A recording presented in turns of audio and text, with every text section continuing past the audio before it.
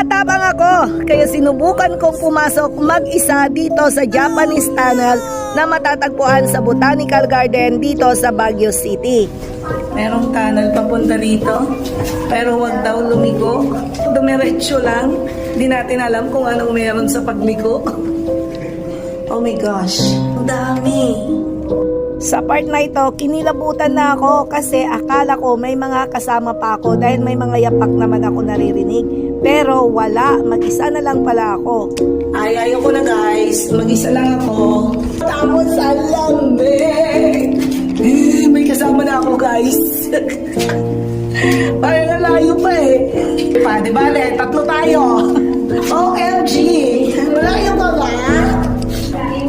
Ang lalagot. Buti na lang, dumating kayo, may kasama ako.